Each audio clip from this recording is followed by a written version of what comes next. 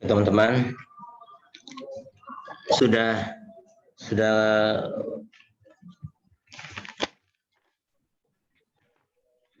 siap semuanya? Angkatan berapa nih? Angkatan 20 ya? Iya, Pak. Sudah siap semua. Oke. Kalau tidak salah ada siapa? Ilham, ya, saya, Pak. Pirsal, Niken, Wijayanti, siapanya Ramadan, Stevi, Chris, Nur, siapa ini? Nur Nianti ya, siapa? Nur Noviawati, Pak. Nur Noviawati, Pak. Nur Noviawati ya. Yesi sama satu lagi siapa? Rizky Nazila, Pak. Ya, Rizky, Pak. Rizky. Nazila. Oke. Oke, kita mulai ya. Bismillahirrahmanirrahim. Assalamualaikum warahmatullahi wabarakatuh. Waalaikumsalam.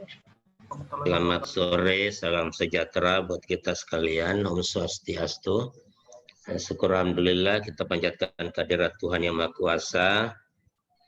Karena hanya dengan izin bimbingan petunjuknya alhamdulillah kita kembali masuk pada materi kita, tapi masih tetap pada agenda 2, yakni apa agenda 2 itu tentang nilai-nilai dasar ASN ya, nilai-nilai dasar ASN atau PNS tuh.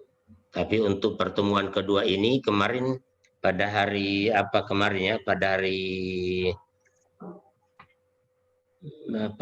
pada hari Kamis kita sudah pernah agenda 2 ini, tapi akuntabilitas dan Nasionalisme. Ya sekarang kita masuk pada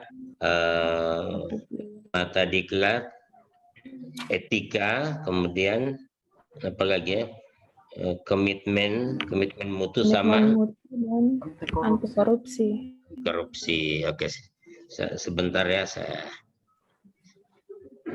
screen dulu ya.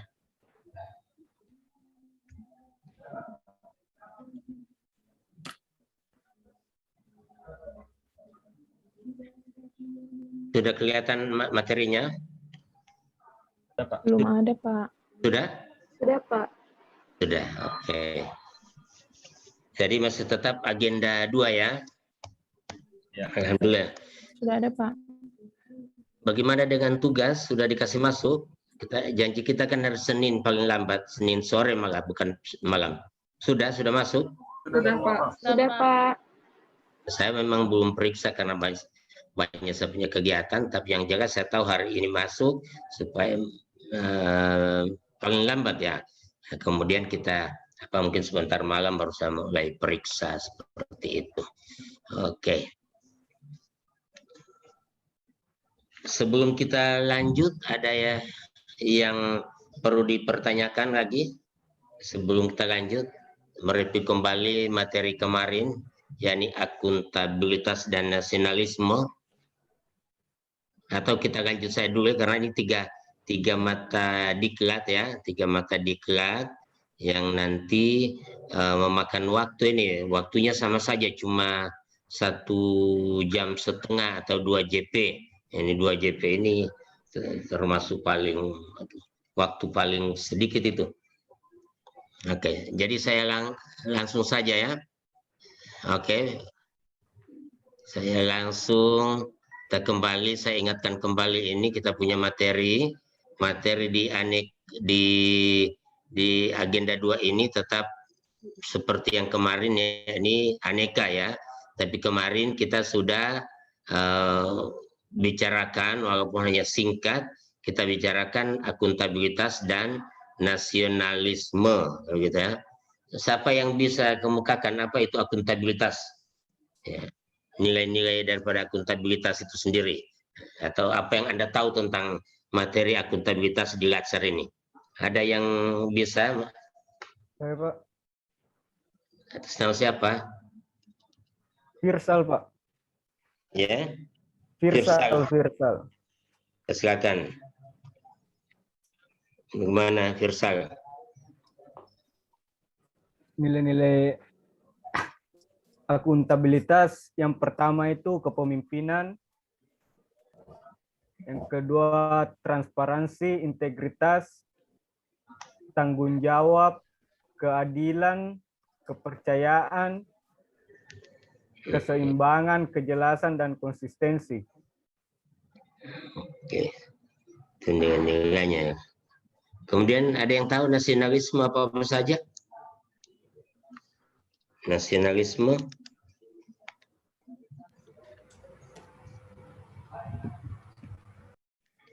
Nasionalisme. Nilai-nilainya apa saja? Saya Pak. Ya, atas nama siapa? Chris Pak. Ya, Chris, silakan. Kalau tentang nasionalisme.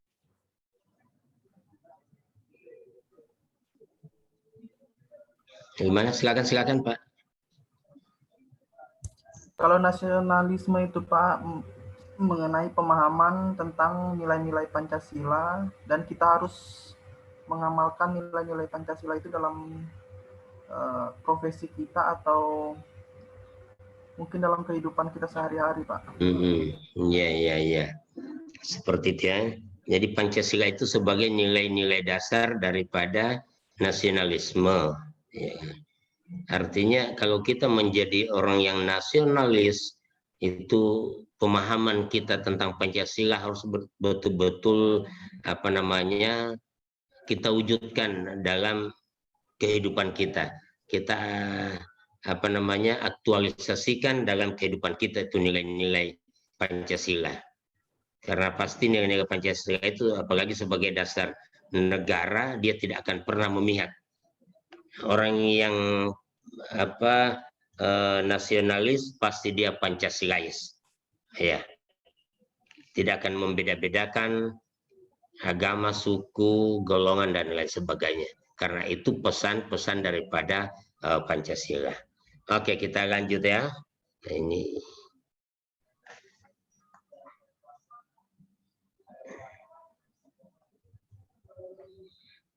saya lanjut lagi. Ini sudah kemarin ya, cuma tetap saya perlihatkan ini. Nah, ini sekarang yang kita, kalau kemarin itu akuntabilitas nasionalisme, sekarang yang di bawah etika publik, komitmen mutu, dan anti korupsi. Itu yang kita akan pelajari. Kita lanjut saja ya. Nah, saya tetap kembali mengingatkan pada Anda tentang tujuan yang ingin dicapai dari agenda 2 ini. Saya ingatkan kembali nih, walaupun Anda sudah tahu, tapi saya ingatkan karena ini betapa penting. Yakni membekali peserta dengan menginternalisasikan nilai-nilai dasar yang dibutuhkan dalam menjalankan tugas. Nah, ternyata nilai-nilai dasar yang dibutuhkan itu yang masuk di aneka atau agenda 2. Itu yang dibutuhkan dalam menjalankan tugas jabatan secara profesional. Nah, itu. Nah, kalau kita memang ingin menjadi profesional sebagai PNS, ya ini bagaimana kita menginternalisasikan. Saya ulang terus ini karena ini yang penting sekali, menginternalisasikan nilai-nilai dasar itu yang ada pada aneka, yaitu akuntabilitas nasional, kemudian nasionalis, kemudian etika publik, kemudian komitmen mutu, dan anti korupsi. Nah, nilai-nilai itu kita internalisasikan. Kalau boleh menyatu dalam jiwa kita, karena itu nilai. Ada yang tahu apa yang disebut dengan nilai itu? Ada yang bisa kasih bayangan sama saya apa yang disebut dengan nilai itu? Kira-kira apa itu nilai? Saya Pak. Ya, silakan. Kalau menurut pemahaman saya nilai itu seperti poin-poin pentingnya Pak. Ya, bagaimana? Nilai itu seperti poin-poin penting. Poin-poin penting, seperti itu. Ada yang lain yang tambahkan? Coba bagaimana itu nilai? Apa yang dimaksud dengan nilai?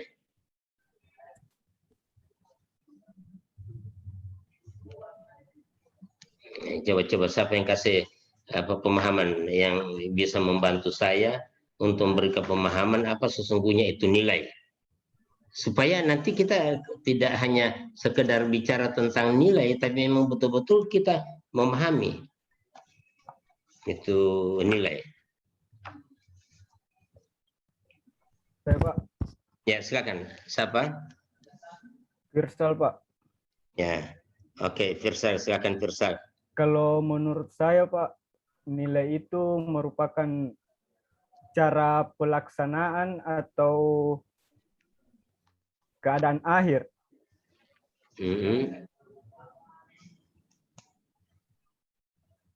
Itu. Ada yang lain lagi? Nilai itu sebagai apa?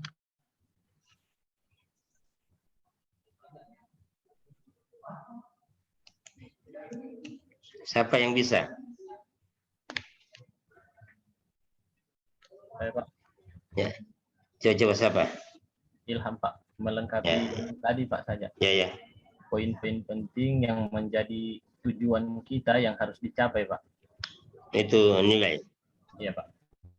Ya. Ada yang lain lagi? Boleh juga poin-poin penting yang menjadi tujuan kita.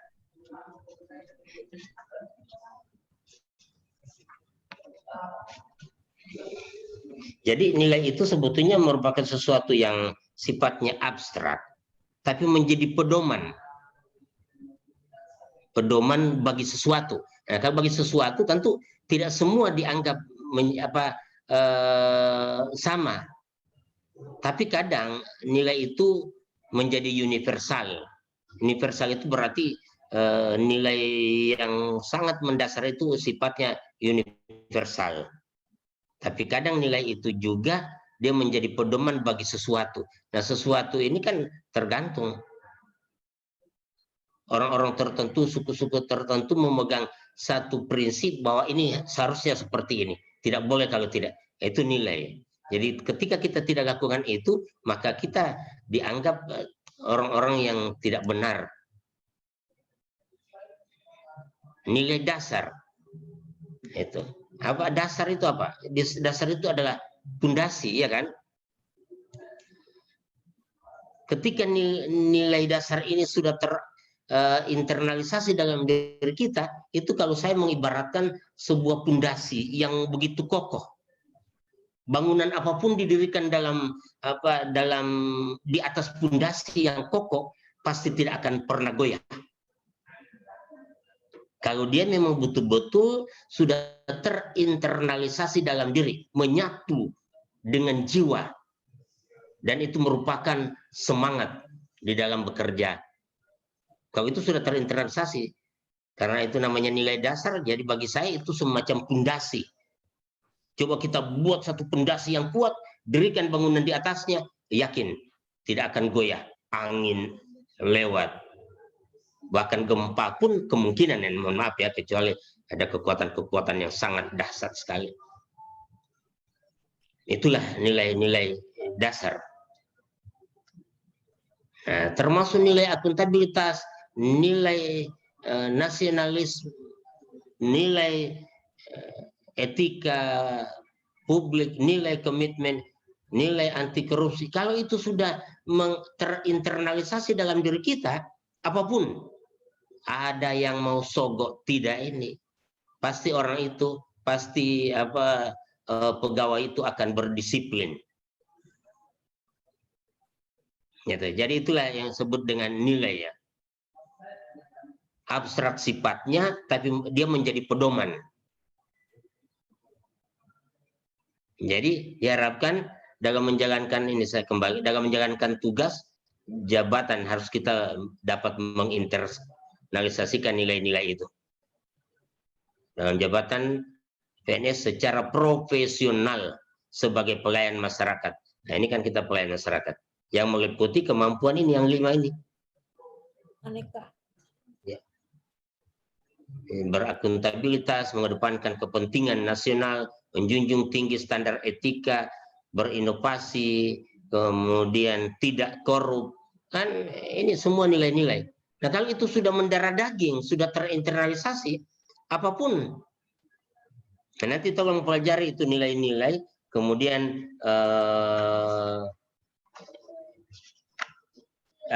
indikator-indikatornya nanti dipelajari itu. Oke, saya lanjut lagi ya. Saya sedikit mengulang yang kemarin-kemarin, penjelasan-penjelasan kemarin, karena saya anggap sangat-sangat penting sekali. Tidak boleh, tidak harus seperti itu. PNS disebut tidak baik, PNS itu disebut korup, karena dia tidak punya, tidak punya nilai dasar, atau mungkin dia tahu nilai dasar itu, tapi tidak terinternalisasi di dalam dirinya. Jadi ini nilai-nilai dasar ini bukan hanya untuk prajabatan, bukan hanya untuk latsar, bukan untuk peserta latsar atau prajabatan. Semua yang namanya PNS, ya, lihat saja tuh, nilai-nilai dasar PNS. Kan begitu toh? Bukan nilai-nilai dasar CPNS. Ketika Anda sudah menjadi PNS, lewat. Sudah tidak diperlukan. Itu kan cuma diperlukan pada saat prajabatan. Itu kan merupakan bagian daripada pembelajaran. Jadi kalau saya tidak hafal, saya tidak lulus. Sasaran antara itu. Sasaran akhirnya, nilai dasar ini terinternalisasi dan dia menyatu dengan diri Anda selama Anda menjadi ASN. Bahkan sesudah ASN pun, kalau ini kita jadikan sebagai landasan hidup kita, makanya kemarin mungkin saya pernah bilang sama Anda semua, adik-adik sekalian, kalau Anda melakukan mengamalkan, menginternalisasikan, mengaktualisasikan nilai-nilai dasar ASN ini atau PNS ini, saya malah bilang Anda masuk surga. Kan begitu, saya pernah mungkin bilang seperti itu. Kenapa? Karena begitu bagusnya ini nilai-nilai dasar ini.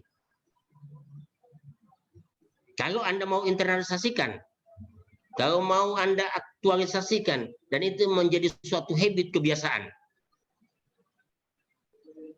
Kalau tidak, ya banyak PNS yang korup, banyak PNS yang ditangkap, yang tertangkap tangan. Apakah mereka yang melaksanakan nilai-nilai dasar atau tidak? Tidak, Pak. Yang tidak melaksanakan nilai-nilai dasar. Coba Anda pelajari itu nilai-nilai dasar. Kalau kita laksanakan itu, tidak akan pernah ada ASN yang ditangkap. Iya kan? Cuma karena tidak akan ada ASN yang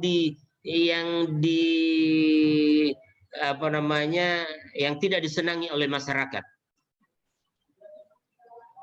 Tidak akan ada pegawai yang sering dimarah oleh atasan.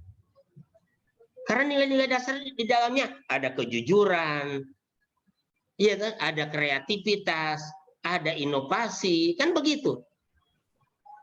Kira-kira pimpinan mana yang mau marah pegawainya yang tepat waktu datang, bekerja full, inovatif, efisien, efektif, jujur, menghormati, tidak membeda-bedakan, dia bertakwa kepada Tuhan sesuai dengan nilai-nilai nasionalisme, adil, merakyat,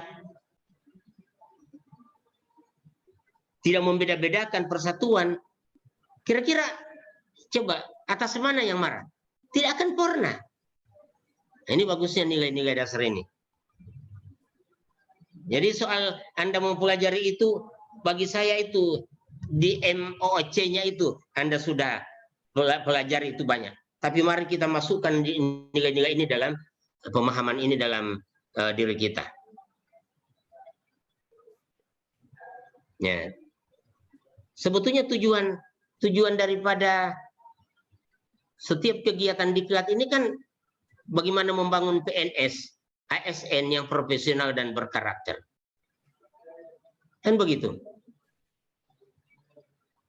Untuk bisa berkarakter, untuk bisa profesional, coba ini kita nilai-nilai kembali kita ini. Antara lain. Tapi justru ini yang paling banyak, nilai-nilai dasar. Ini menyangkut karakter. Bagaimana tugas kita nanti? Di sini dia, di kedudukan dan peran ASN secara umum.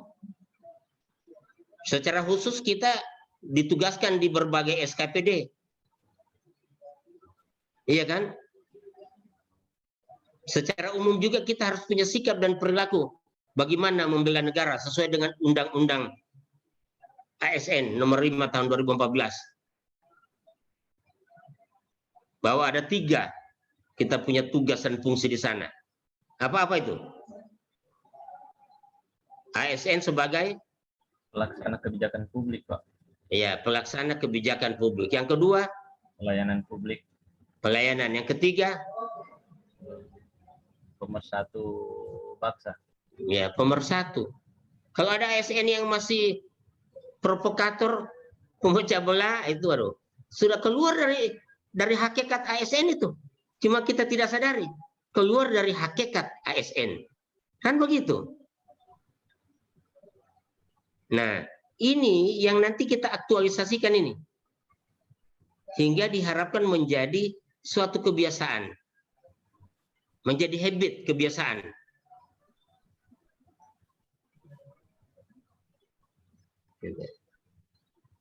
Itu ya, itu yang harus kita wujudkan seperti itu.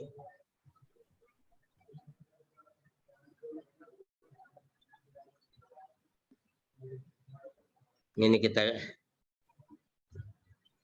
nanti kita masuk nanti nih. Oke. Nah, sekarang coba kita lihat lagi sini, kembali lagi. Ya, untuk secara khusus untuk etika publik,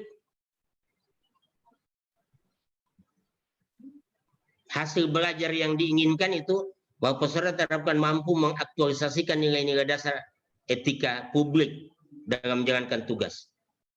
Mampu mengaktualisasikan nilai-nilai dasar etika publik.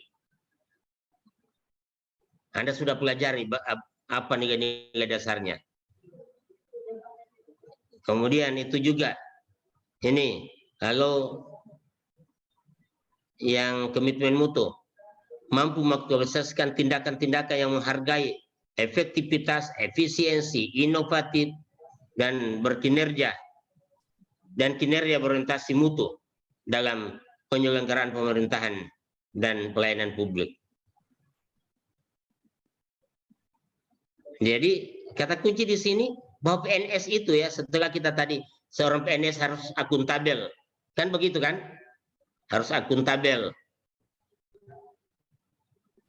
Kalau dari awal menginginkan organisasinya akuntabel itu hal yang mustahil kalau orang-orang yang ada di dalam tidak akuntabel. Jadi kalau kita ingin kita punya organisasi akuntabel, maka orang-orang yang ada di dalam yang bekerja di organisasi itu harus akuntabel dulu. Kalau menginginkan bahwa organisasi kita itu organisasi yang betul-betul tidak membeda-bedakan, maka orang yang ada di dalamnya pun harus bersikap tidak membeda-bedakan, adil. Itu nasionalisme namanya. Kan begitu kan? Nah, kemudian di dalam pelayanan kepada masyarakat diharapkan kita mampu mengaktualisasikan nilai-nilai etika publik itu harus beretika. Kan begitu? Melayani masyarakat kita harus beretika. Apalagi kita pelayan masyarakat yang dilayani. Selalu saya ulang-ulang, mana yang lebih tinggi, dilayani atau melayani? Mana lebih tinggi? Dilayani. Ya dilayani. Yang dilayani. Anda berada di mana? Dilayani atau melayani? Melayani. Melayani, Pak. Melayani. Kalau kita berada di posisi melayani, kita itu mohon maaf ya sekali lagi, kalau ada istilah dulu, pembantu, pesuruh, sudah kita ini. Ya, siapa suruh jadi ASN? ASN itu begitu. Macam ada yang kebetulan di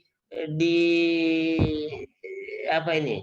Yang di mengatur-ngatur air ini. Siapa yang atur-atur air ini? Saya, Pak. Siapa? Pirsal, Pak. Ya coba. Kan kita Coba pembantunya petani kita. Arahkan air. Kita yang, walaupun bukan kita yang mengatur. Coba tolong bagi-bagi ini. Siapa yang ada di rumah sakit? Kita pembantunya masyarakat, melayani. Jangan berdoa, mudah-mudahan banyak pasien, Itu, aduh, dosa itu. Berhasil departemen atau Kementerian Kesehatan atau Dinas Kesehatan berhasil kalau semakin sedikit pasien yang datang. Itu baru bilang berhasil. Kalau makin banyak tidak berhasil. Jangan lalu kita syukur banyak pasien tadi. Kenapa? Kamu bersyukur? Kan banyak pemasukan juga. Astagfirullahaladzim. Kok didoakan yang kan begitu. Seharusnya semakin sedikit yang masuk, Anda berhasil. Iya kan? Dan itu merupakan kebutuhan dasar daripada masyarakat. Harusnya ditangani secara sosial. Karena menyangkut kesehatan, dia pada bab tentang kesejahteraan sosial. Buka Undang-Undang Dasar 45. Cari mana kesehatan. Dia berada di naungan bab tentang kesejahteraan sosial. Seperti itu. Jadi memang tugas kita seperti itu ya. Nah itu jadi beretika. Ada yang bisa saya bantu, Bu, ada yang ini sakit apa? Ada saya sakit ini. Bagaimana juga ibu juga? Nah, coba, so sakit dimarah lagi. Bagaimana ibu juga? Pernah saya, tidak ketemu dengan saya ya, tidak ketemu dengan saya. Tapi waktu anak saya yang terakhir itu, anak istri saya bukan saya melahirkan. Waktu istri saya melahirkan anak saya yang terakhir itu, kebetulan ada ini sekali lagi mohon maaf diundata waktu itu. Tapi mungkin sudah pensiun dia punya bidan itu. Di sebelah itu ibu guru, tapi ibu guru juga itu teriak-teriak. Pak, sakit. Oh, jadi artinya mungkin itu yang memicu itu bidan. Ibu ini kalau bikin diam-diam. Astagfirullahaladzim. Begitu. Saya bilang kalau memang saya punya istri yang dia bilang begitu. Tapi saya punya istri diam-diam juga. Tapi apapun yang dilakukan oleh pasien tidak bisa. Tahan Bu, tahan, memang sudah begitu Bu. Inilah pengorbanan seorang ibu. Kenapa tidak ada bahasa-bahasa yang menyejukkan begitu? Inilah pengorbanan seorang ibu.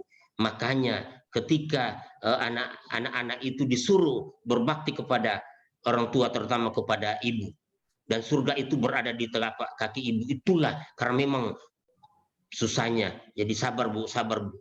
Bukan dimarah. Ibu ini kalau bikin diam-diam. Mencoba. Saya bicara lillahi ta'ala ini, saya punya telinga yang dengar. Nah, itu bagaimana kita punya etika kan? Nah, kemudian nilai dasar berikutnya, komitmen mutu. Kita harus berkomitmen untuk mewujudkan pelayanan kita yang bermutu kepada masyarakat. Untuk bisa bermutu kita harus selalu kasih inovasi. Oh bikin begini, oh bikin begini. Inovasinya apa? Bukan hanya dari segi apa, dari cara kita. Oh tadi menyinggung, tidak bagus itu tadi. Saya rubah lagi. Oh seharusnya begini. Seharusnya senyum. Apalagi kalau di rumah sakit, senyum, sapa, apa, salam. Apa itu kalau di rumah sakit? Dia punya moto. 5S, Pak. 5S. Apa? 1. Senyum, salam, sapa, sopan santun. Ya, senyum, sapa, senyum, salam, sapa, sopan santun. Ya, jadi senyum, salam, sapa, sopan santun. Coba. Wah. Jangan jadi 6S. Senyum, salam, sapa, sopan santun. Tidak terlaksana itu S yang ke-6 muncul, Sontoloyo. Ini dan mohon maaf ini, tapi ini jadi kita harus melakukan itu, kita harus menginovasikan diri kita. Oh, tadi tidak kemarin itu ya Allah, kalau boleh kita bertobat ya Allah, ampuni hamba ya Allah. Kemarin itu saya agak menyinggung. Seperti itu. Jadi lalu ada introspeksi diri. Melakukan secara efektif. Kalau boleh tidak pakai uang negara, laksanakan. Jangan yang tidak, yang cuma menggunakan uang negara 1 juta, dia bilang 5 juta. Ya Allah. Ini kan. Ya. Kemudian ya ada yang begitu. Fotokopi baru 100 baru 10 lembar sudah bawa di tempat fotokopi. Kok tolong cap akan, kok ini tanda tangan akan. Sudah dia tulis itu 1000 lembar fotokopi. Sekian. Padahal baru 10 lembar. Anti korupsi. Jangan kita. Nah, ini nilai-nilai semuanya. Ini yang ingin diterapkan, ingin diaktualisasikan seperti itu ya. Kita tidak sadar. Kadang-kala ketika kita kembali ke habitat setelah latsar, kita kembali dengan aktivitas di habitat kita, ya sudah. Muncul lagi itu yang tadi diajarkan jangan, muncul lagi. Di sini kan diajarkan disiplin, diajarkan berkomitmen, tapi kembali lagi. Kenapa? Karena kadang ini ASN tua ini yang semua pensiun termasuk saya, tapi mudah-mudahan saya tidak, malah mengajarkan yang ini. Pak, aduh saya takut. Bodoh sekali kamu, masa begitu takut? Coba, orang yang mau melaksanakan kejujuran dibilang bodoh. Tapi orang yang mengajak ke yang tidak baik dibilang hebat. Pak, ini saya sudah dapat tanda tangan fotokopi. Kau dapat bagaimana? Saya kan baku kenal dengan itu kok. Jadi dia sudah dia tanda tangan, dia cap. Tinggal ada ini. Tapi kita belum fotokopi sana. Itulah Pak, tidak apa-apa. Yang penting dia sudah. Oh hebat kau, pintar juga kamu. Coba, yang begitu dibilang pintar. Ini barangkali tak putar dia punya otak ini, pimpinan punya otak ini. Kan begitu kan? Kadang-kala yang seperti itu dianggap pintar oleh yang senior. Yang tadi bilang, Pak saya takut. Kan kita baru 10 kali bawa fotokopi di situ, baru 10 lembar. Tidak apa-apa. Kalau dia tidak mau, kita sudah tidak mau fotokopi di situ. Masa dia tidak bisa tanda tangan? Apa juga dia punya rugi itu? Dia tidak rugi itu. Bawa, bilang saya suruh. Coba, dia ajar yang tidak baik. Saya takut Pak. Bodoh sekali kamu. Jadi PNS bodoh begitu. La ilaha illallah. Ini diajar di latsar, jangan begitu. Justru pulang ke habitat, diajar lagi yang salah-salah. Ini mohon maaf ya, kita pendalaman tentang nilai-nilai ini. Ini materinya kan pendalaman tentang nilai-nilai. Kira-kira ada yang begitu? Ini saya tanya langsung, jujur. Anda diajarin untuk jujur. Kira-kira ada yang begitu? Ada Pak, ada. Ada.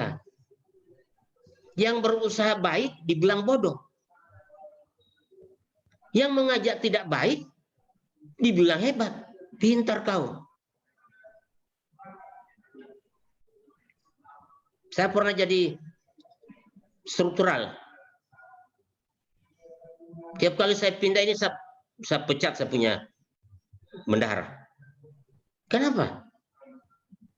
Karena bahwa SPPD yang sudah ditandatangani sama saya.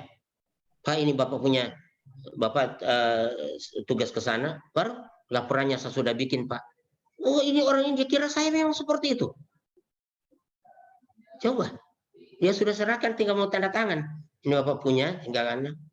Tapi kamu dapat di mana ini? Sudah waktu Pak. Waktu ada yang ke sana, saya suruh bawa juga ini satu. Baru laporannya, di mana? Saya sudah bikin Pak. Coba.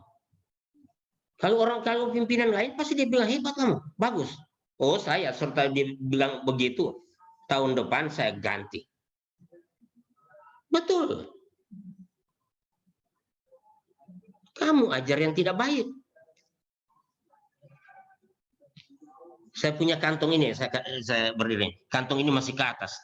Tapi saya tidak mau seperti itu. Orang bilang begini, kecuali kantong sudah dibalik. Itu orang gila kalau kantong dibalik.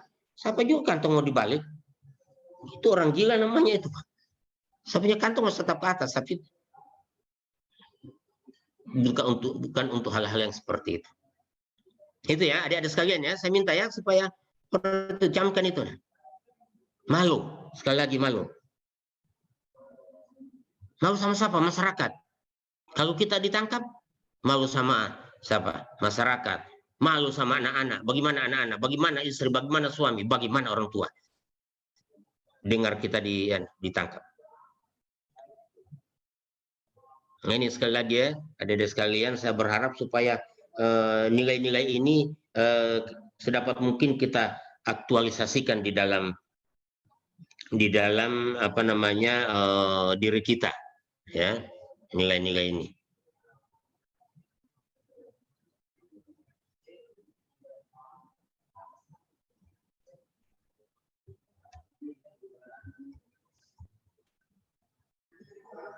Nah ini kan kemarin saya sudah sampaikan juga ini, tapi tetap saya apa namanya ingatkan kembali bahwa kita tidak bisa mengimplementasikan, kita tidak bisa mengaktualisasikan kalau kita tidak pelajari.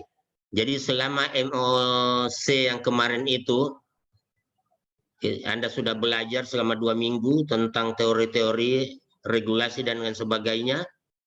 Maka sekarang kita apa namanya pendalaman untuk apa? Agar kita mampu untuk mengaktualisasikan. Tapi untuk bisa ke sini bukan hanya sekedar tahu. Contohnya, ya, saya Muslim ya, jadi saya bicara Muslim, yang lain menyesuaikan. Sholat itu hukumnya wajib. Itu masih anak-anak dari rumah, belum sekolah kita sudah diajarkan. Bagi yang Muslim ya. Iya kan? Sudah diajarkan. Ada yang Muslim sini, Ton? Ada kan? Iya. Ya, ada. Ya. Tentu yang non-Muslim juga menyesuaikan. Ada hal-hal yang sifatnya wajib ya. Itu sholat. Masuk SD, diajarkan lagi. Coba. Kelas 1. Di TK, diajarkan. Di SD, kelas 1, kelas 2, 3, 4, 5, 6, diajarkan. Kelas 7, 8, 9 diajarkan tiap tahun lagi. Ada agama, ada mata pelajaran agama kan? Kelas 10, 11, 12 SMA diajarkan lagi. Coba. Di tingkat 1 atau semester 1 atau semester 2 di perguruan tinggi diajarkan lagi. Tapi sesudah itu nonsen. Berarti cuma tahu tapi tidak dapat diaktualisasikan. Kenapa? Pertanyaannya di sini. Tidak ada semangat, tidak ada motivasi, tidak ada gairah untuk melakukan itu. Nah, nilai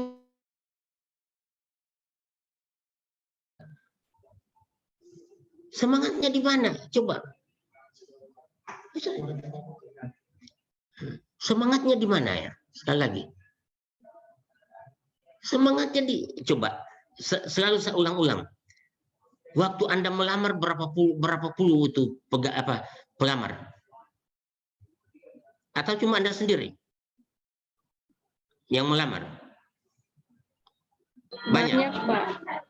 Cukup banyak. Ternyata cuma Anda yang diterima kan? Berapa ribu kalau di jumlah itu? Berapa puluh ribu?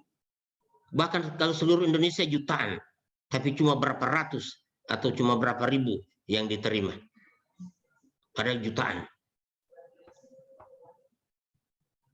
Apakah kita tidak sadar tentang itu? Lalu sekarang coba, ketika katakanlah kita, yang tidak lulus itu kita panggil.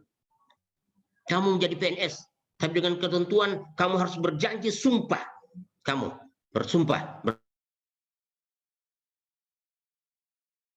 jawaban mereka apa? Mau atau tidak?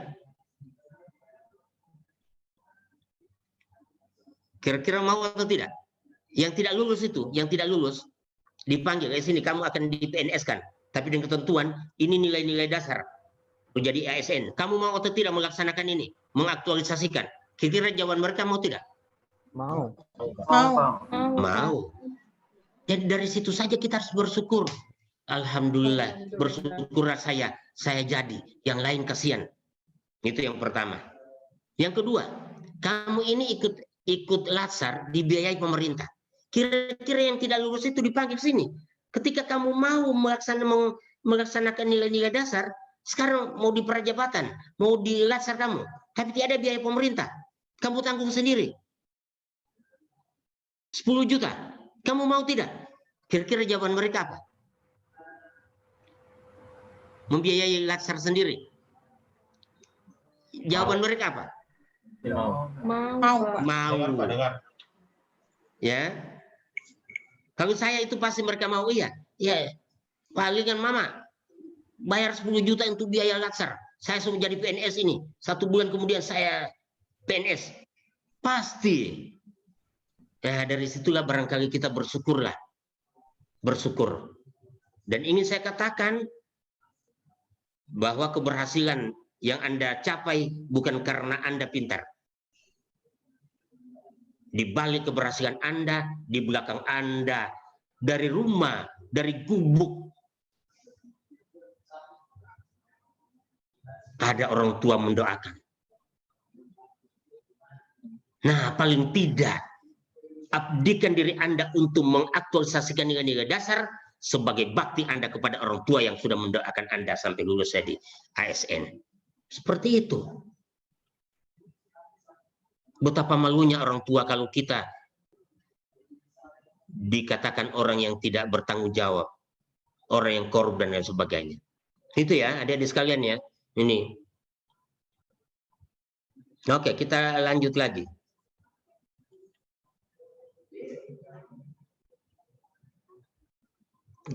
Kalau tadi pagi saya masuk di angkatan 67, saya di rumah ini di kantor ini, jadi saya sebentar ya, saya izin sebentar. Aduh, ini juga aduh, barat kasusnya ini, mesti minum, cari dulu.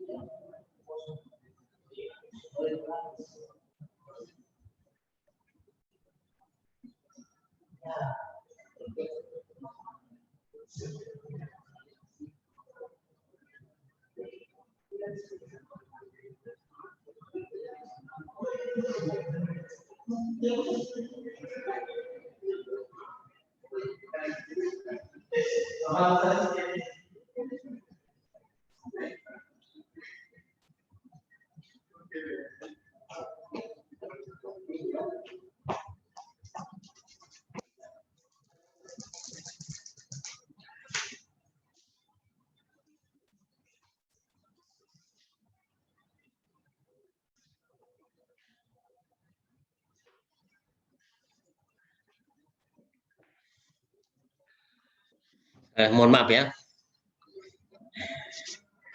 Alhamdulillah sudah dapat juga.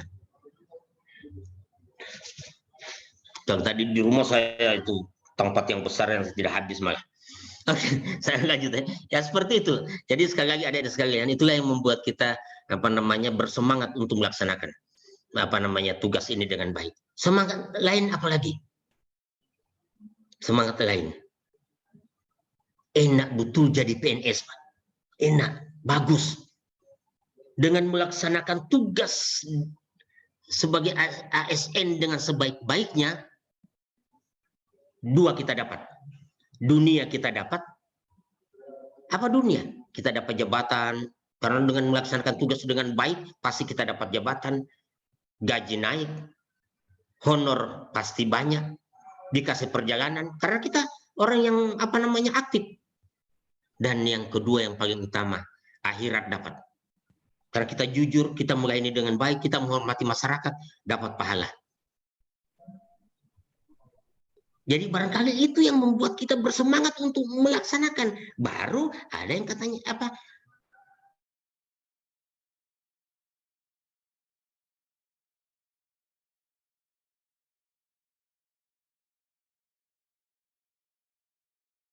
Kedengaran suara? Kedengaran? Hilang suaranya, Pak. Sudah Pak, sudah. Oh, sudah. Oke. Oke, sudah masuk ya. Ya seperti itu. Jadi carilah hal-hal yang sifatnya positif hingga membuat kita itu termotivasi untuk melaksanakan itu. Coba. Gaji Anda sekarang berapa? Mohon maaf, golongan 2 sekarang berapa kamu terima? Masuk deh. 18. Gaji berapa? Halo, kenapa ini? Gaji pokok 18, Pak. 8. Yang diterima berapa semuanya? 2.200.000 sekian dengan tunjangan, Pak. Oke, seperti itu ya. Nah, kita hitung per hari. Per hari berapa? Kalau per hari boleh berapa? Boleh 6, 7 atau 80? Boleh ya? 70.000, Pak. 70 ya, 70 lebih lah. Iya, Pak. Itu yang sudah pasti. Belum ada honor, belum ada uang lain. Coba. Di luar sana orang cari gaji 50.000 per hari itu betapa susahnya. Itu orang kerja di mana? Di AC. Ini di atas saya ini ada AC, dingin. Sejuk. AC ada di atas saya ini AC. Saya di kantor ini, bukan di kan ini kamu melihat ada AC itu. Oh, ya, sejuk kan? Itu ada kegiatan itu kan? Coba, siapa yang bayar? Negara yang bayar. Coba, dari situ saja. Ini siapa yang bayar? Negara yang bayar. Sudah diantar lagi oleh panitia, ditambah lagi. Karena saya sudah minta tadi, ditambah lagi. Bukan saya yang bayar semua. Jadi apa tidak bersyukur kita jadi ASN? Seperti itu adik-adik sekalian. Dibanding yang tidak ASN. Semakin tua, kita punya tenaga semakin berkurang. Tapi gaji semakin naik. Kalau kita kerja yang non ASN, semakin tua, semakin turun kita punya pendapatan. Karena kemampuan kita semakin menurun. Nah, coba. Kalau dalam Islam itu fabi ayyi ala rabbikum tukadziban. Apa itu artinya itu? Siapa yang muslim? Fabi ayyi ala rabbikum tukadziban. Apa itu artinya? Makan nikmat yang kau dustakan. Ya, nikmat apa lagi yang kamu dustakan? Nah, seperti itu. Nah, itulah. Dengan begitu, insya Allah kita akan mampu bersemangat dan mampu melaksanakan nilai-nilai dasar dalam kehidupan kita, terutama dalam melayani.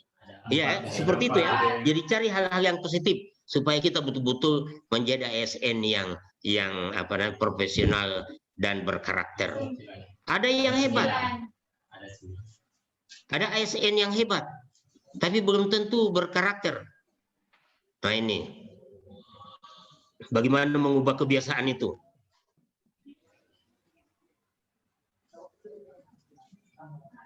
Jadi ada pengetahuan kita, kemudian ada keterampilan, dan memang kita mau ingin, itulah menjadi kebiasaan. Jadi kebiasaannya tadi di sini nih.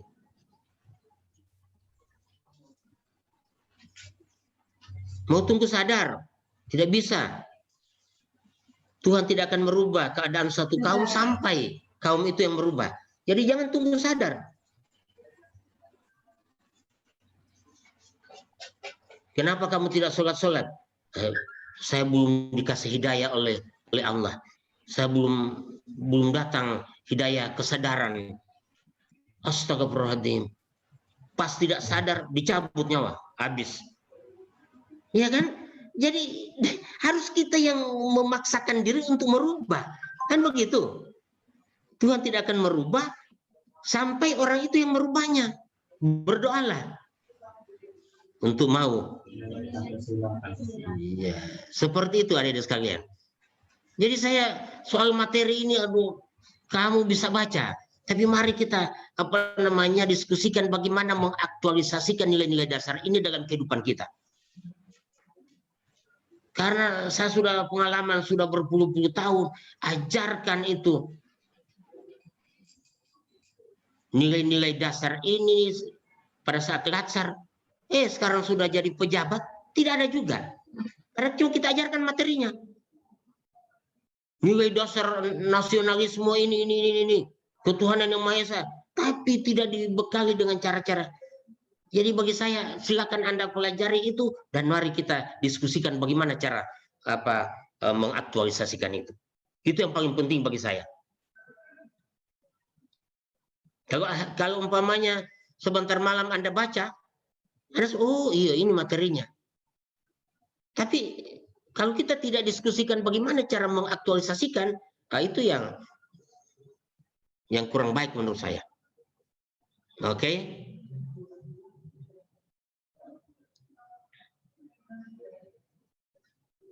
Lanjut. Jadi jangan tunggu nanti ada yang merubah, ya, tidak bagus itu. Kalau dari kita yang merubahnya bagus. Akan terjadi suatu perkembangan kehidupan yang lebih baik lagi ke depan. Kalau itu perubahan dari dalam diri kita. Motivasi yang paling efektif itu motivasi dari dalam. Jangan berharap motivasi dari luar. 2 bulan, 1 bulan, sampai 2 bulan dikasih nasihat oleh pemateri soal melatsar, tapi kalau tidak muncul dari dalam, nonsen. Sesudah itu habis lagi. Kembali ke habitat, ketemu dengan kepala, kita punya senior yang seperti itu, kembali lagi, bergabung lagi kamu dengan seperti itu.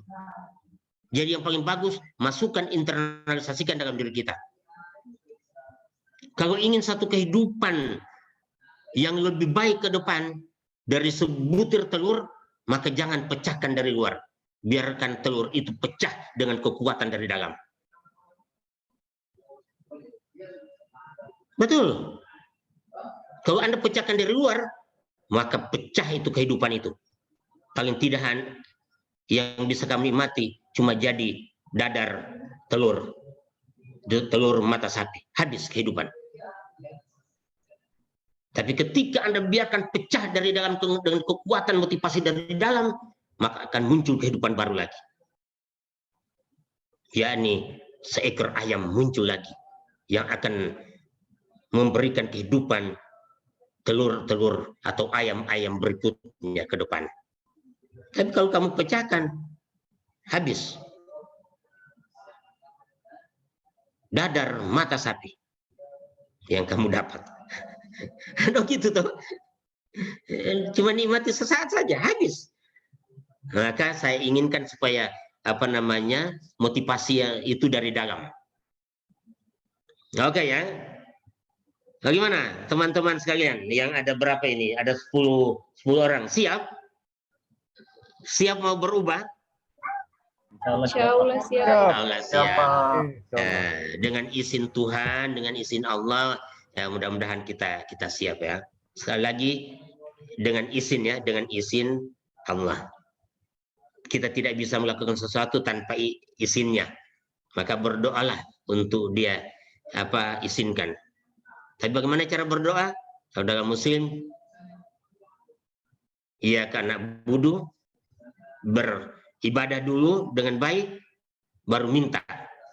Mudah-mudahan dia akan kasih ihdinas siratal mustaqim. Kan begitu. Ia karena wudu, wa ia karena nasta'in. Nak wudu dulu, berbakti dulu, beribadah dulu, baru minta nasta'in kepada Allah. Kemudian insya Allah Tuhan akan berikan suatu hal yang terbaik, yakni ihdinas siratal mustaqim. Kita punya jalan akan menjadi lurus. Jadi PNS yang lurus, jadi apapun yang lurus. Oke, adik-adik ya. Nah, sekarang kita lihat lagi. Yang 3 mata diklat kita ini antara lain. Etika publik, menjelaskan kode etik dan kode perilaku ASN. Baca apa kode etiknya dan kode perilaku ASN.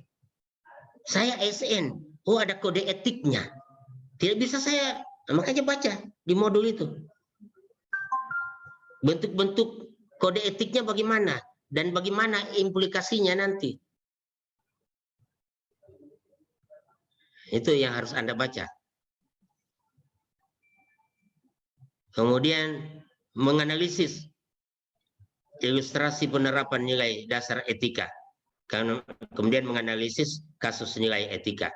Nah, itu yang nanti sebentar mungkin ada soal-soal untuk itu lagi. Itu. Kemudian untuk yang jadi kenapa ini supaya Anda menjadi orang yang beretika, mengaturasikan nilai-nilai etika publik pada saat Anda melaksanakan tugas sebagai ASN. Kemudian yang komitmen mutu. Kita berusaha menjadi efektif, menjadi efisien, jadi ada suatu komitmen dalam diri kita. Apa itu komitmen? Apa itu komitmen itu? Komitmen. Apa? Ketetapan sikap, Pak. Ya? Ketetapan sikap kita, Pak. Ya, itu komitmen ya. Pak, siapa dulu ini? Ilham. Ilham, Pak. Coba bagaimana? Apa itu komitmen? Coba siapa yang bisa? Apa itu komitmen?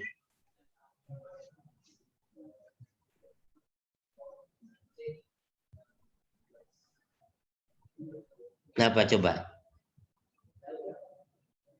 Siapa yang bisa coba? Apa yang bisa dituntut? Apa yang bisa dituntut ketika kira-kira hari ini kita melakukan sesuatu, besok dituntut? Apa itu? Kenapa kamu tidak? Perjanjian. Janji, Pak. Ya, Janji. Seperti itu, komitmen itu janji. Janji terhadap diri sendiri pada orang lain. Janji apa? Saya akan melaksanakan tugas dengan sebaik-baiknya secara efektif, efisien, inovatif, dan berkinerja. Itu janji. Janji terhadap diri sendiri ataupun orang lain. Paling tidak kepada negara, kepada masyarakat. Saya ini setelah jadi ASN akan melakukan itu. Bukan janji terhadap diri sendiri. Saya akan tidak main-main saya bekerja ini. Betul-betul saya akan menjadi ASN yang efektif. Yang efisien. Yang inovatif. Kenapa perlu inovatif? Perkembangan masyarakat itu kan setiap saat. Sehebat apapun Anda kemarin, mungkin tidak akan cocok caramu kemarin. Karena perkembangan masyarakat. Iya kan? Maka harus Anda inovatif. Supaya bisa mengikuti perkembangan.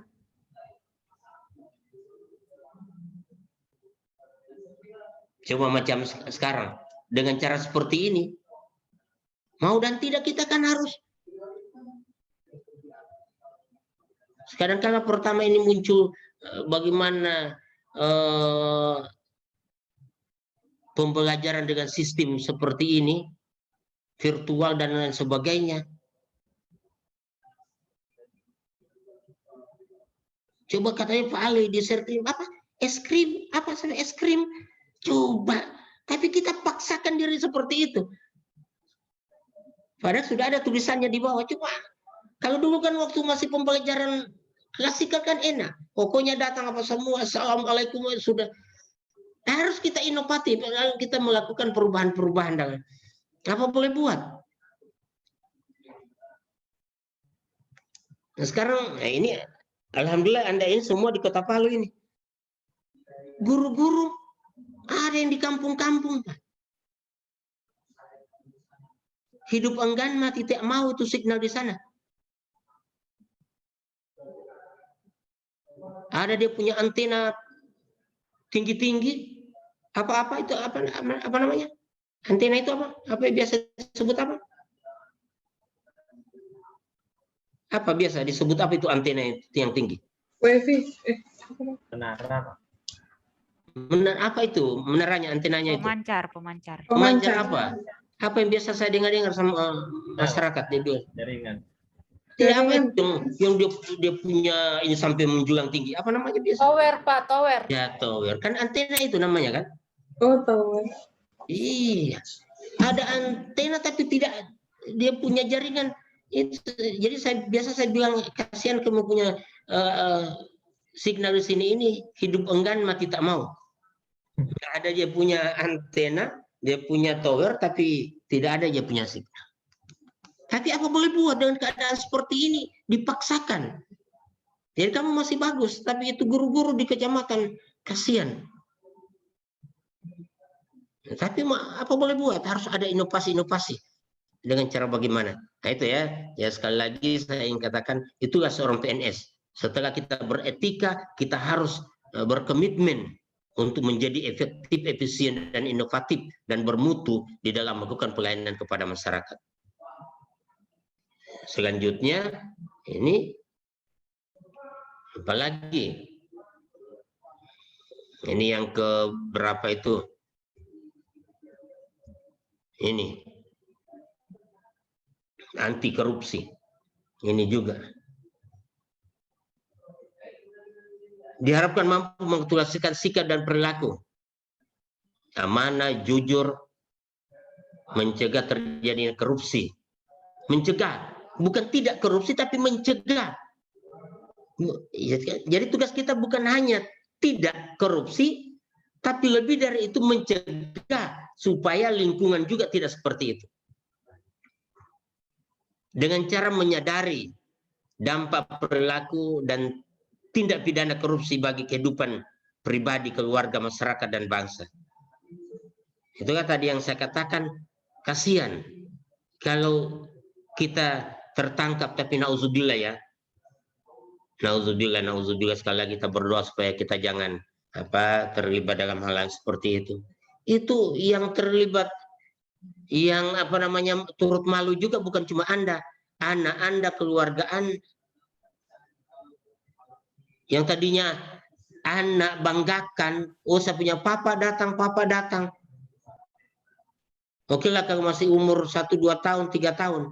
Tapi kalau seumur 10 tahun, dia malah malu. Turut menanggung malu. Karena di sekolah pasti teman-temannya sudah mulai cuek. Oh, anaknya si ini, anaknya seperti itu. Orang tua kita bahkan lebih dari itu, menanggung malu. Jadi kalau boleh coba nilai-nilai dasar anti korupsi ini kita aktualisasikan. Menganalisis kasus korupsi di sekitar lingkungan. Tadi contoh itu. Tapi kan kita coba, orang kan menganggap biasa-biasa mengatakan, kamu bodoh sekali. Masa begitu tidak bisa kamu suruh tanda tangani sama itu Ci, sama Ko. Coba. Sebetulnya dia sudah mengajarkan masalah korupsi. Kan begitu toh? Dia sudah ajarkan masalah korupsi itu. Budaya malu ini kita sudah tidak ada, ya Allah. Mengajarkan hal-hal seperti itu.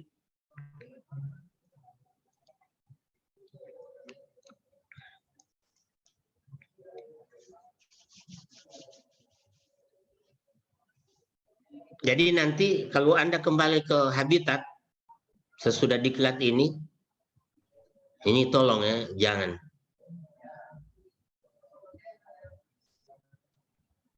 Apalagi kita umpamanya bekerja satu instansi yang menangani pengusaha-pengusaha, borongan, pemborong apa semua.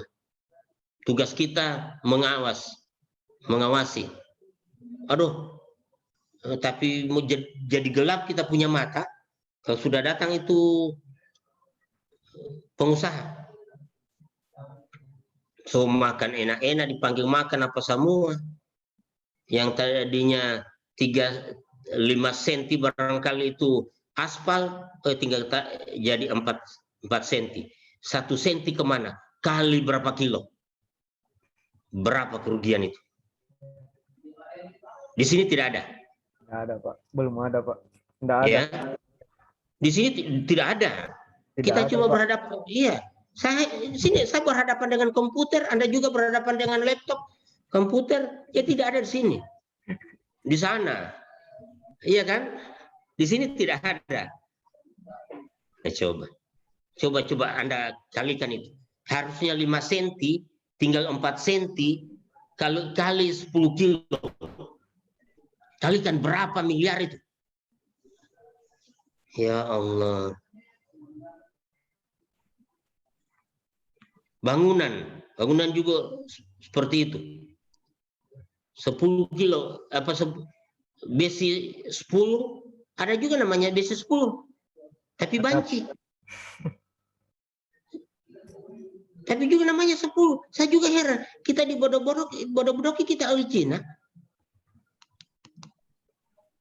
Besi 10 banci sama dengan besi berapa? Besi 8 ya, kalau tidak salah ya? Ya, Besi 8, Pak.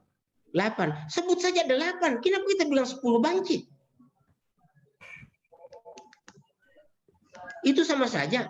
Lulusan SMA, baru dia bilang, oh sarjana muda banci. Artinya dibilang sarjana muda dia D3, tapi baru SMA. Jadi sarjana muda banci. Ya SMA, baru sarjana muda lagi atau D3. Oh dia apa? Oh sarjana dia, tapi sarjana banci.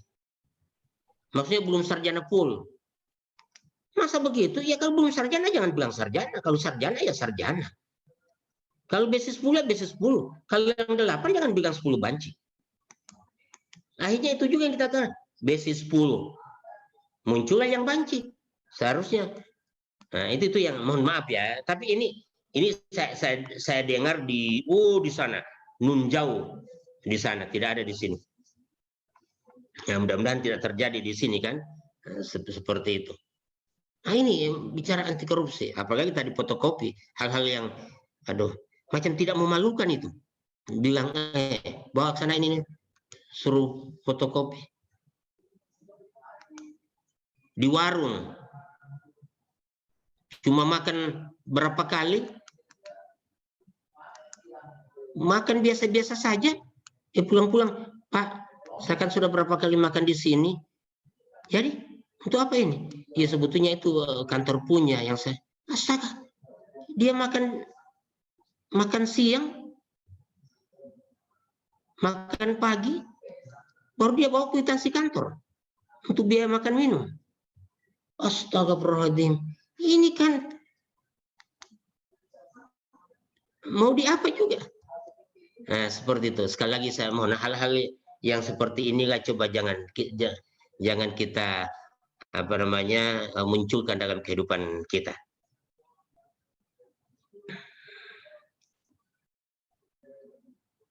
Itu. Saya lanjut ya. Nah, kembali kita pada pertemuan kedua ini kan. Saya mereview kembali apa yang Anda sudah pelajari. Apa yang Anda sudah dapatkan dari pembelajaran kemarin tentang etika publik. Ada yang bisa menjelaskan ke saya? Saya, Pak. Siapa? Etika publik. Pak. Atas nama siapa yang bicara ini? Ilham. Pak Ilham, silakan Pak Ilham. Bagaimana Pak Ilham? Saya. Yang saya pelajari Pak tentang etika publik yaitu perilaku, tindakan dan keputusan kita untuk mengarahkan kebijakan publik dalam rangka menjalankan tugas dan tanggung jawab kita sebagai pelayanan publik, Pak. Ya. Ada yang lain selain Pak Ilham? Saya, Pak. Nama siapa? Chris, Pak. Oke, Pak Chris. Bagaimana Pak Chris?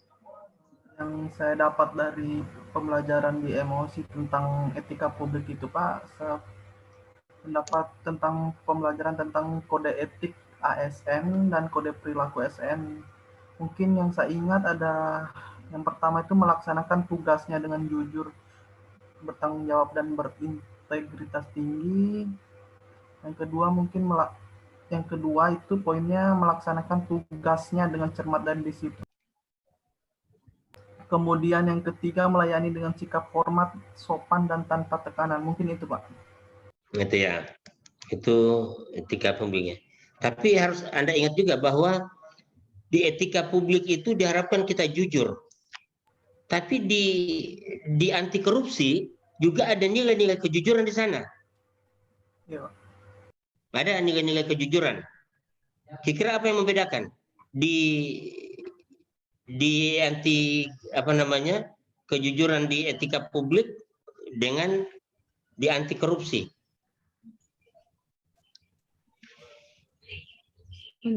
Ada yang bisa? Saya, Pak. Ya, siapa? Atas nama siapa? Reski, Pak. Siapa dulu? Reski, Pak. Rizky. Iya, Pak. Oke, silakan Undata. Kalau di etika publik yang termasuk jujur itu yaitu tidak berbohong, dapat dipercaya dalam setiap memberikan pelayanan, tidak membebani masyarakat, dan menjalankan tugas sesuai hati nurani yang bersih.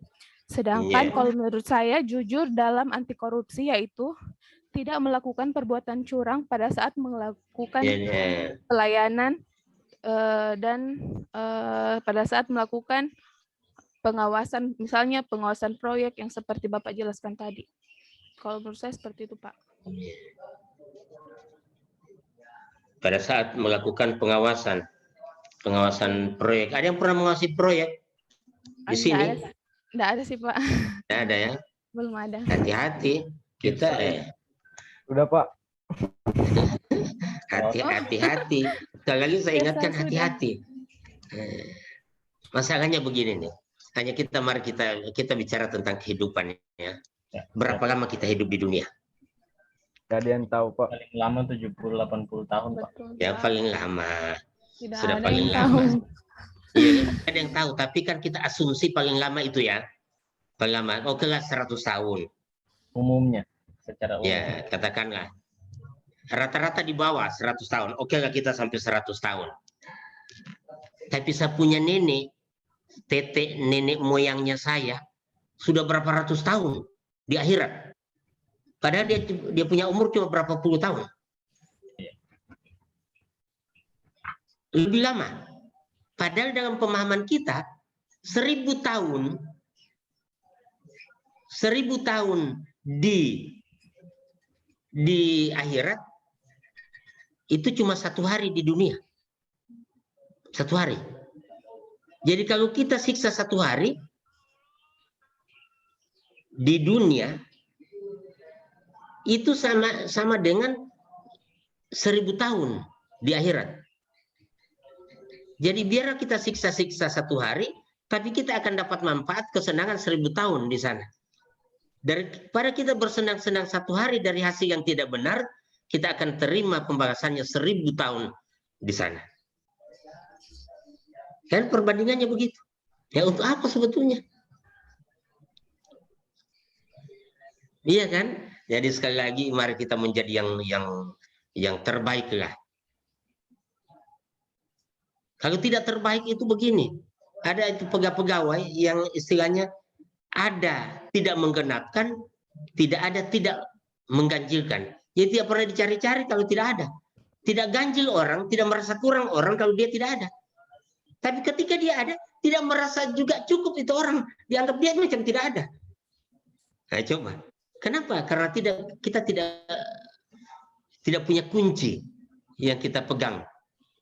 Maka coba jadilah satu pegawai yang ketika tidak ada dicari, ketika ada sangat membantu keberadaan. Nah, seperti itu.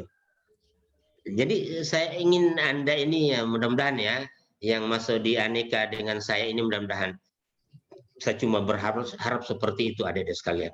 Bagaimana bisa melakukan yang terbaik. Itu pun cuma saya sekedar menyampaikan, tapi kembali kepada Anda untuk mengaplikasikan, untuk mengaktualisasikan ini semua. Kalau sudah tua, pernah jadi pejabat dengan bukan pejabat sama saja. Tetap akan merasakan sakit karena umur. Coba. Nah, untuk apa? Selama kita pegawai kemudian kita lakukan hal-hal negatif, toh tua juga kita akan seperti itu. Yang kaya dengan yang miskin kalau sudah tua sama saja. Sama saja tidak bisa makan apa-apa. Makan ini dilarang, makan itu dilarang. Coba. Berarti kita termasuk orang-orang yang merugi.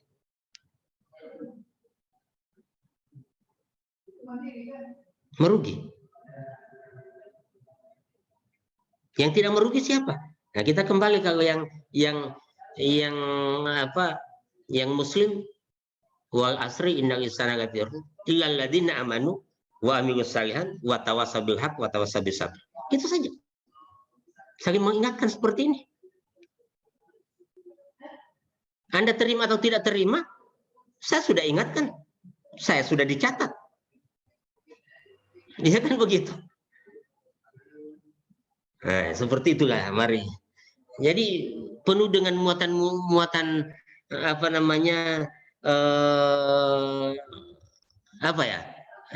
kalau muatan-muatan di agenda 2 ini, muatannya sangat-sangat bermakna sekali. Bahkan muatan-muatan religi itu sebetulnya lebih banyak di sini. Nasihat-nasihat. Dan itulah yang membuat kita semakin baik.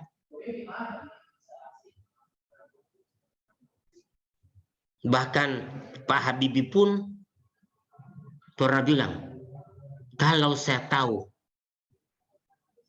seperti ini, maka sebetulnya dari awal kita lebih banyak belajar tentang bagaimana hakikat kehidupan dari agama kita masing-masing.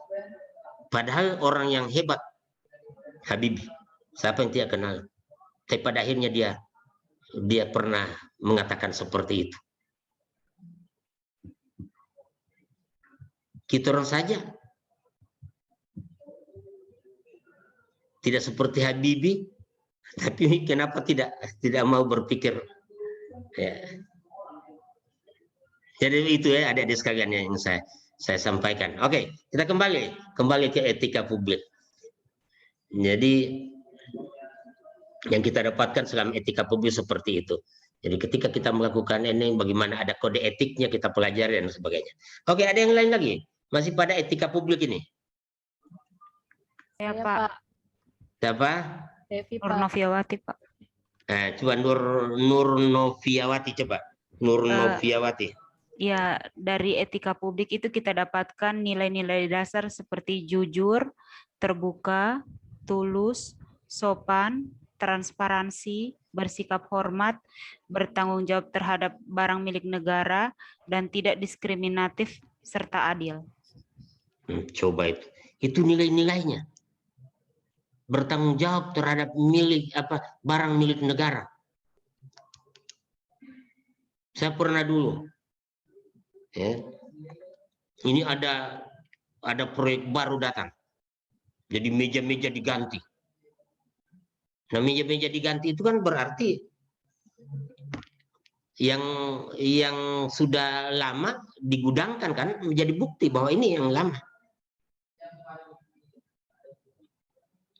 Ada yang masih di luar yang lain. Tiba-tiba ada teman bilang begini. Dia bilang, Pak Ali, daripada orang yang amankan ini, orang yang ambil, lebih saya bawa saja ke rumah. Coba, daripada orang yang ambil, ya mari kita pakai bahasa yang kasar. Kan daripada orang yang ambil, lebih saya ambil, saya bawa ke rumah. Mari kita pakai bahasa yang kasar. Daripada orang yang curi, lebih saya curi saja, saya bawa ke rumah. Kan kalau kita pakai bahasa kasar kan logikanya begitu toh? Itu negara, biar saja negara punya.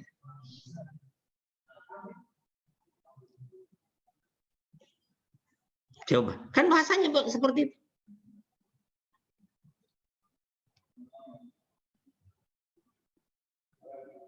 Saya pernah tugas di kabupaten. Setelah saya ditarik ke provinsi, jadi dia suara, jadi bupati, yang bawa saja nih mobil, dia bilang. Kan tinggal 1-2 bulan sudah mau di dem juga. Saya pikir iya betul juga. Saya bawa sebentar. 2 bulan saya kembalikan. Saya bilang, tidak bisa, saya sudah pakai, saya mesti pakai biar bukan mobil dinas juga tidak apa-apa. Itu apa? Ada malah yang diamankan itu yang dinas-dinas punya. Untuk apa? Hanya untuk sesaat. Kan beretika. Harusnya beretika itu begitu.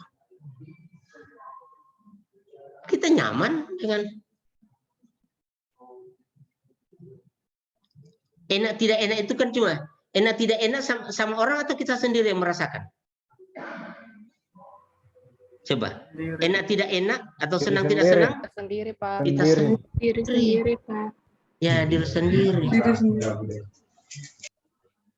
Coba. Nah, kalau kita biar cuma bawa motor, tidak usah bawa mobil, tidak usah bawa mobil milik negara, bawa motor saja kita, orang motor pribadi kalau belum bisa beli mobil. Kan orang tidak pernah bilang apa. Yang merasakan itu tidak enak kita, bukan orang. Bukan orang, cuma kita. Kita merasa senang tidak senang? Coba, rumah mewah dengan tidak rumah mewah, siapa yang merasakan enaknya? Sendiri. Kita sendiri. Selama kita nyaman di rumah yang gubuk sekalipun, kenapa? Untuk apa jadi kita dengan rumah mewah tapi hasil dari yang tidak benar? Kan kita yang merasakan. Iya kan? Logikanya kita yang merasakan. Kan orang cuma lihat, tapi orang tidak pernah bilang apa-apa, cuma kita yang merasakan. Ah, malu cuma bawa motor ke kantor. Adakah orang yang cemo sama kita ketika kita bawa motor ke kantor? Tidak, cuma kita yang malu sendiri. Tidak tahu malu dengan siapa. Orang tidak pernah bilang apa-apa sama kita. Kok kita yang malu? Coba logika ini, kita bicara logika dulu. Kan ada yang bilang, wah malu. Masa sudah pangkat tinggi, pernah jadi pejabat bawa ke kantor bawa motor? Siapa yang ejek kita? Coba, siapa yang ejek kita? Adakah sepanjang jalan orang ejek? Ya, mantan pejabat cuma bawa motor. Malu. Ada yang bilang begitu? Tidak ada. Jadi malu itu siapa yang merasakan? Kita. Padahal orang tidak pernah bilang kita apa sama kita. Cuma kita sendiri. Ya, coba ini kita kembalikan. Jadi seperti itulah. Jadi kembali hidup dengan apa adanya, tidak. Nah, dengan begitu insya Allah kita akan bisa melakukan sesuatu dengan beretika. Tidak perlu kita harus jujur apa semua. Oke, seperti itu ya. Nah, sekarang bagaimana menerapkan nilai-nilai etika dalam kehidupan pada instansi saudara? Bagaimana menerapkan itu? Siapa yang bisa? Bagaimana saudara mengaktualisasikan nilai-nilai dasar etika publik pada instansi? Saya coba, Pak. Ya, atas nama Stefi. Pak. Ya. Stefi, aduh, ini suara baru ini yang saya dengar ini. Ini mudah-mudahan suara baru ini akan ya. Coba gimana, Ibu Stefi? Ya, kalau saya kan profesinya perawat, Pak. Jadi saya coba nilai jujur. Jadi misalkan kalau kita melayani pasien, memberikan informasi pelayanannya, pengobatannya itu dengan berkata jujur yang harus dipercaya, tetap juga disertai dengan nilai santun atau sopan seperti tadi Bapak katakan 5S, sapa, santun, sopan, ramah. Kemudian dengan transparan juga Pak, misalkan kalau kita pendokumentasian status pasien itu harus secara transparan sesuai dengan apa yang kita tindaki, itu yang kita tulis di status pasien, seperti itu. Mantap, ya, seperti itu. Dulu, bukan di sini, karena di sini bukan rumah sakit, di sini diklat, bukan sama Komyu juga karena Komyu di rumah, ya kan? Dulu Ada. Ini apa itu air apa yang biasa kalau orang sudah diinfus itu air apa namanya itu? Cairan infus. Ya, cairan infus itu. Ya Allah. Masih pakai kartu kuning yang lama itu. Yang mesti difotokopi banyak-banyak. Dulu itu Anda masih belum lahir atau baru lahir atau belum malah. Menurut saya mungkin belum. Tapi saya sudah alami itu. Ada yang minta, ada perawat minta sampai 5 botol yang begitu. Padahal orang sudah mau sembuh ini. Tinggal 1 botol. Sisanya 4 botol tidak mungkin apa itu pasien bawa ke rumah untuk apa? Mau diminum. Mohon maaf, sekali lagi saya harus katakan seperti itu. Terakhir ada yang bukan yang swasta masuk, bisa dijual, harganya sekian, dapat uang lagi. Astagfirullahaladzim, na'udzubillah min dzalik. Betul ini praktik-praktik yang seperti itu. Dulu, mudah-mudahan sekarang tidak. Kalau seperti yang Stepi bilang tadi, oh ini luar biasa, seperti itu. Pokoknya janganlah kasihan, walaupun kan tidak apa-apa juga biar kita orang tulis 5, kan negara juga yang bayar. Berarti Anda ambil uang negara, walaupun bukan uang yang bersangkutan. Kalau kartu kuning kan negara. Jangan. Nah, kembali ya seperti itu. Saya salut. Mudah-mudahan saya berdoa supaya Stepi dan teman-teman yang lain seperti itu dan semua teman-teman seperti itu. Jangan. Kalau memang statusnya seperti ini, kalau yang dibutuhkan cuma satu botol cairan, 1 botol cairan, tidak usah lagi yang lain-lain. Gak usah tambah-tambah. Kalau dulu pernah begitu. Kalau sekarang saya tidak tahu ya. Kalau dulu saya pernah alami seperti itu. Diambil dari apa namanya apotik sampai sekian. Oh, ini kenapa terlalu banyak ini? Sedangkan ini sudah mau keluar. Ya terpaksa sisa sampai berapa botol? Mau di apa? Apotik. Ya terpaksa kan dikasih tinggal. Nah, ini yang jadi cara-cara atau praktek seperti itu yang ya mari kita, karena sekali lagi tidak ada guna. Oke. Ada yang lain selain Stepi? Bagaimana Anda mengaktualisasikan nilai-nilai itu? Saya, Pak. Apa? Yesi. Yesi. Iya, Pak. Ya, silakan. Yesi. Saya ambil nilai terbuka, Pak. Terbuka ya, bagaimana? Indikatornya yang menyampaikan sesuatu peraturan yang berlaku. Misalnya kalau saya kan di Rumah Sakit Medata bagian bank darah. Jadi jika ada pasien yang butuhkan darah, memberikan informasi, biasa kalau kita tidak ada stok darah, kita suruh pasien urus darah di PMI. Ada surat pengantar yang diberikan dari bank darah untuk ke PMI. Jadi di suratnya itu harus jelas keterangannya butuh darah berapa kantong dan golongan darahnya. Seperti itu, Pak. Terbuka kita, jangan ini kembali saya ingatkan pada Anda. Ketika ini kita lakukan dengan baik, yang menerima akibatnya adalah Anda. Anda didoakan. Coba kalau orang yang sehat kemudian senang pada saat Anda rawat, pasti dia doakan. Ya, mudah-mudahan itu suster, mudah-mudahan itu perawat, mudah-mudahan itu mantri, mudah-mudahan itu dokter, mudah-mudahan itu apalah namanya. Mudah-mudahan Tuhan akan memberikan sesuatu yang terbaik dalam kehidupannya. Kan itu doa. Doa yang tulus lagi dari orang yang pernah Anda bantu. Ini sudah mau lewat ini. Tinggal 4 detik. Kalau Singapura barat ya. Bangkok yang barat ya. Kembali ke Mas Afgan yang ganteng.